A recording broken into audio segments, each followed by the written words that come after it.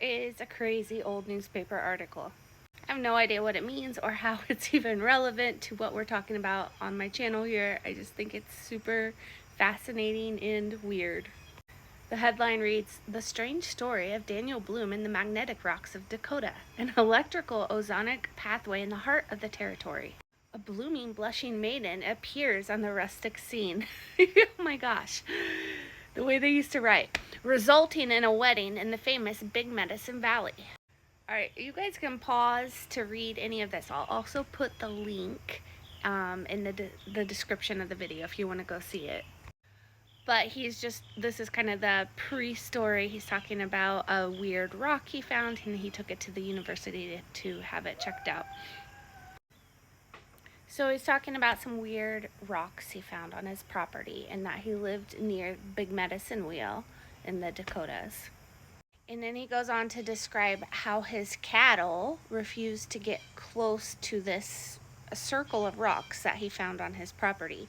I'm going to read you this next part here.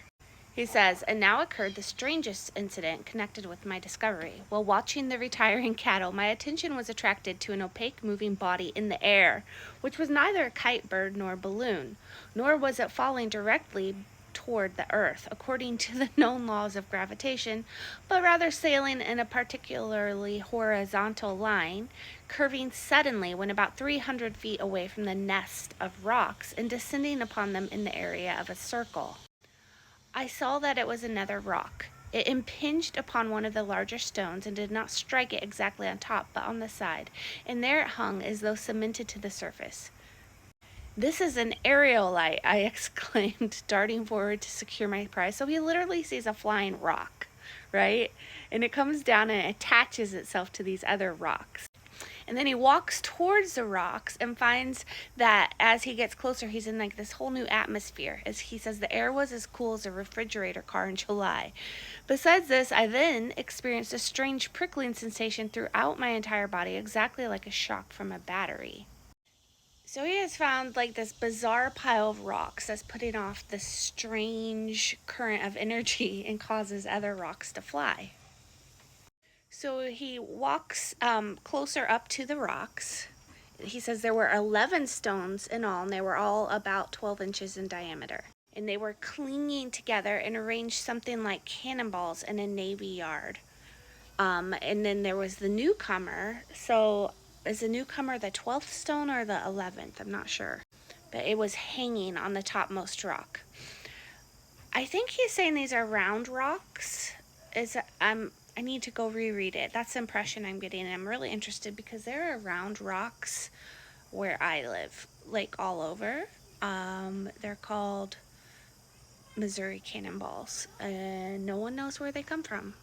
They come from a certain part of the state, and people think that like there was a meteorite that hit and caused these, but that's also kind of been debunked. So anyway. So it kicked the rock and it rolled away and then went back and fastened itself like a leech against the rocks, the pile of rocks again. So he's standing close to this pile of rocks and he says, "Suddenly I realized that I was growing very weak and faint. Past experiments with electrical batteries had proved to me the debilitating effects if carried to extremes, and I knew my danger." So he backs away. He proved that the diameter of the ozonic pathway or belt was in the neighborhood of 100 feet. So it was putting off like this field about 100 feet. And then he literally collapsed to the ground, and it took him an hour to get his strength back.